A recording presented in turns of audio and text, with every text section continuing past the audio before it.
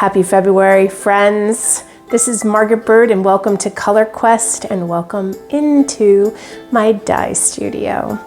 Today, I'd like to look at such a cool and fun thing that exists out there in the world, and that is natural dye kits. And specifically, we're going to be looking at a kit that is for botanical printing from a local artist here in the Seattle area, and her company is called Scarabajo. Hopefully I'm saying it okay. Let's take a look at what this kit includes and work through the process of creating this beautiful botanical print that she has kitted up for us using madder and eucalyptus leaves. It's a really fun and cool thing to do. So let's get going.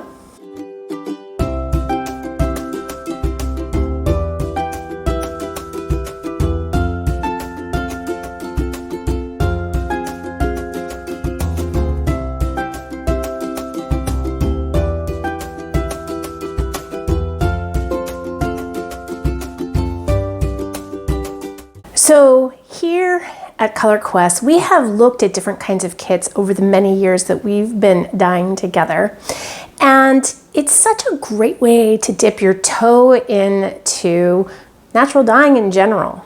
And not only does it make it easy, especially if you're just starting out, because all of these kits include everything you need, or most everything you need to get going. It also supports local artists who have put together wonderful products that we can bring into our dye studios. And I think supporting small businesses like that is fantastic, especially the creative ones. The other thing about kits is that it's a great way to give the gift of natural dyeing to friends and family, and maybe even do projects with kids at home. So I was lucky enough to bump into a tennis when I was working alongside Max and Amy of the Color Farm. A few summers ago, they invited a handful of artists to participate in their CSA box with wool fiber that we had dyed using the different flowers from their farm. If you recall, I was the month of fresh leaf indigo, and a tennis did the box that allowed us to do a confetti style print across wool yarn, as well as get the leftover of a beautiful botanical print on fiber. And you can go back and watch all of those videos, some of which are in the Echo Printing playlist, like today's video. And you can see what magic tennis created for that particular kit. Now those kits aren't available, but on her website, she has put together a handful of kits that she sells directly from her website and packages up beautifully with all of the bits that you need to make something incredible in your dye studio. So let's take a look at the Winter Wishes kit from Scarabajo. All right, let's open up this kit. So awesome. Beautifully packaged, perfect size. I love that, nothing's moving around. First, sweet little thank you card with her logo here and a nice personal message from a tennis wishing us luck and thanking us. Thank you, tennis, for details. These are beautiful. She has some information about her art business and the beautiful fibers that she hand prints herself with all of these different leaves. She is a botanical printer at heart and really has a lot of information as well as beautiful products. So you can go here to her online shop, and if you want to chat with her, I've met her personally. She's from Seattle. She's so lovely. And then finally, she has the instructions. This is the Winter Wishes Natural Dye Kit, so you can see what we're going to be making. And it's got introduction, it's got a list of what's in the box, as well as ways to bundle, a picture of what the project will look like, and then full on instructions as well as information about the two dye sources, which is going to be madder and eucalyptus leaves in today's project. Beautiful presentation. We open up the kit itself. She has this wonderful piece of thick cotton. This is a tea towel. And then look at this added detail. She's had these printed with the name of her company, which I think is so clever and also just sweet, so that you can remember whose beautiful work this is and share it with your friends. Then we have the stick that we're going to use, and this is going to be for the binding, which she provides, and it's a great size because this is going to fit into almost any dye pot, so no special big pot. She's got her cotton string that we're going to use for binding itself. And then in here, in this nice nut milk bag, don't think we'll be using that, but I use these all the time, especially when I work with certain dye matter. They're great for keeping the dye matter in here, and then you can squeeze out the dye. We won't be doing that today, but look at this beautiful recycled paper material. No unnatural products in here. This is the madder, and look at this sweet little glass bottle. I mean, this is something I'm going to keep for sure. So that's one of our dye sources. The other one is this, and this is really what sold me on the kit.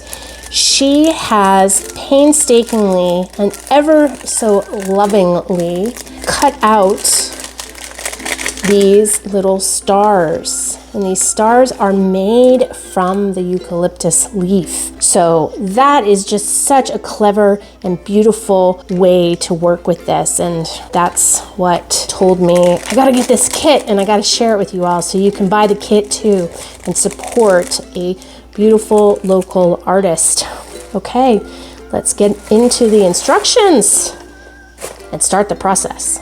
So everything is included. However, you are going to have to supply your own dye pot and one that has a lid so that you can close it up, because this is going to be bundled and steam dyed. And then I read ahead and I noticed that she's going to have us use aluminum foil. That's new to me. So let's see the steps and see what that foil is for. So by having all of the materials and the instructions in a kit, it just makes it really easy, right? And one of the things that we always have to think about is pre-treating our fibers with a mordant. And in this kit, guess what? The fiber has been pre-treated. And so that just makes it 10 times easier and less time that you have to do in prepping for a project like this.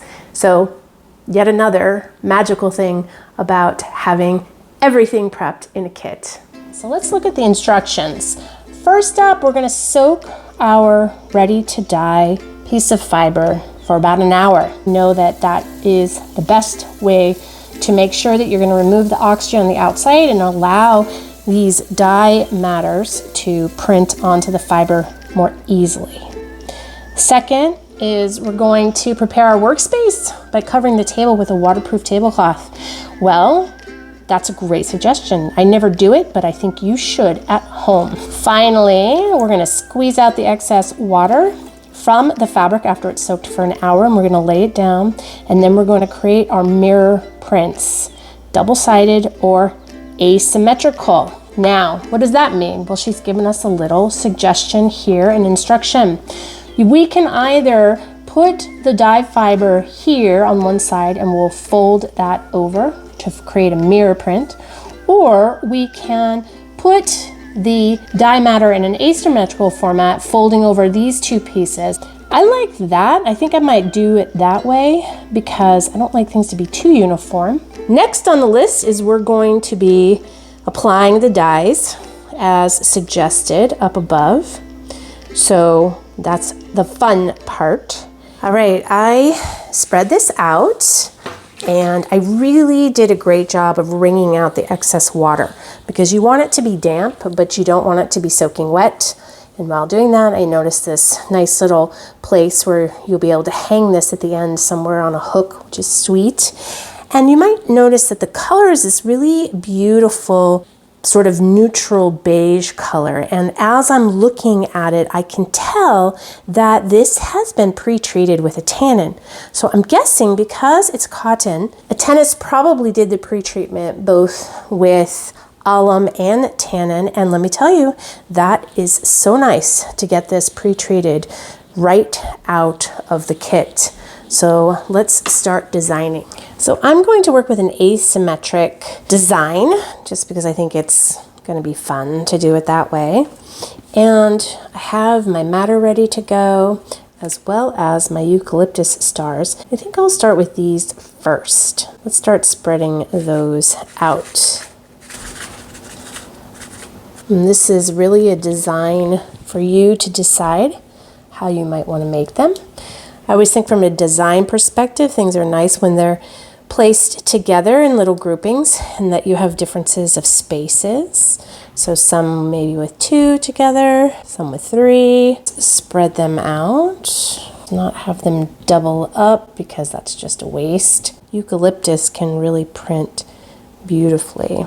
So I'm going to play around with that a little bit. And now we're going to take the madder root and we're going to just sprinkle it about. I'm not putting it on the edges because I'm going to be folding the outer edges in to touch. So it'll be hitting all sides of the fiber. You know, with madder, you've got some bigger pieces here and then also some more powder-like. So I want to get that spread out. So I have bigger pieces and smaller pieces.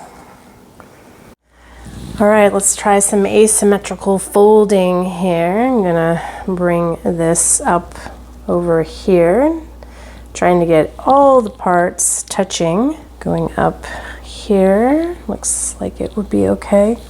This part's not gonna get anything, so let's pull some of this one in here, maybe here. It will, with the steam, potentially go through. So I've got a little bit there anyway. Let's cross this one over here. So something like this. I'm kind of just winging this. I've never actually done this kind of a fold. And then in order to fit around the stick, I'd actually have to fold it another time or two. So I think I'll fold this one back over. Measure that. That looks pretty good. Bring this one in. And we'll start to fold it around the stick. What I like here is that although she gives you the stick, if you don't want to use the stick or you don't have a pot that's big enough, you can just do that beautiful spiral shell type roll, which we've done here several times. So that's a great option if you have a very small pot.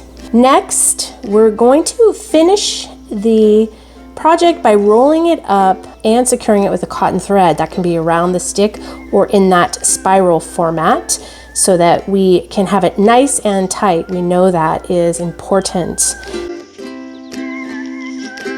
And then finally, she's having us wrap the bundle with aluminum foil.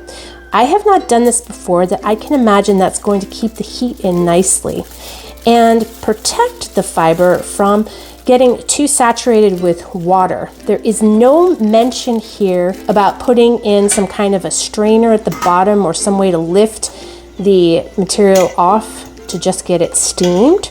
So I'm going to follow this exactly, and we will not be using anything on the bottom to lift it out. So it's going to be almost like placed in the water. Or if you don't have aluminum foil, you can place it into a Ziploc container, again, probably sealing in so you have that contained heat. But if you do that, you don't want that to be touching the pot, and that is because it's gonna melt. We're gonna steam this for 50 to 60 minutes. We're gonna make sure not to let the water boil off. I wasn't quite sure that I wanted to put the bundle into the water, so I decided to put it just wedged above the water. So it was getting some water, but it was mostly getting steam. The reason I did that was because I know that if you submerge in water, if water gets in to the fiber itself, it's going to act a little bit more like a dye. You can have more of a watercolor effect. Whereas when you steam with just steam, you can get sharper prints. So I just wasn't sure which one I wanted to do. So I guess I decided to do something in between. Let's see what effect it brought. Now we're gonna let the bundle rest overnight. That is such a great suggestion. It's so quick and easy to wanna unwrap it, but the longer you let it sit there, the better the print can be in some instances, and this must be one of those. And then after it's cooled off, the next day, we get to open it up. Should we open this up and see what beauty we've created? I'm super excited to see what we made.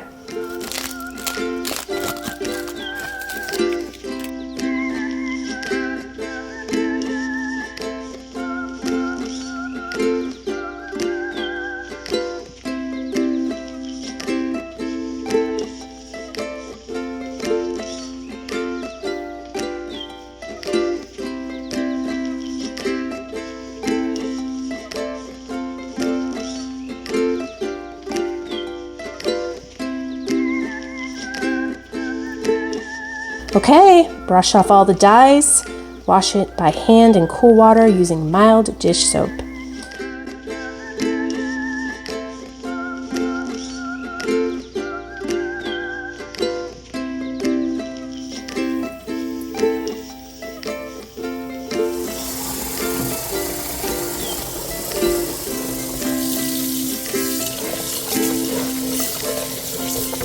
And yes, I did save the madder root, the larger pieces, and the beautiful eucalyptus stars because you can often use these for printing again. So if you can, always try to save these natural dye materials to use for beautiful options in the future. And that's exactly what I'm going to do with both of those. She recommends that it's air dried, as I always do, and you can iron it, and guess what? Congratulations! You have this beautifully dyed garment ready to wear. In this instance, it's going to be ready to be making our kitchen more beautiful. Wonderful instructions. Thank you so much, Tennis, for all of the details in this. Really makes it easy to follow and available to everyone. All right, I want to thank Tennis for taking the time and effort to build such a beautiful kit for us to use. And I hope that you will go to her website and check it out, because not only does she have this kit, she's got one other one available, and she has all of these other beautiful handmade botanical prints that she makes herself and sells. So go support Tennis. I know I felt super lucky to be able to buy one of these kits and work on it with you. So I hope you'll do the same. And you know what? This has spurred me to do something I've wanted to do for a very long time. So next week on Color Quest, I want to take a look at the silver dollar eucalyptus leaf. It is a magical leaf for printing, and I've never actually used it. So what do you say we do a little botanical printing next week, and maybe the week after? I got myself some eucalyptus, and we're gonna have some fun. Can't wait to see you next Friday on Color Quest. What are you doing there, sir?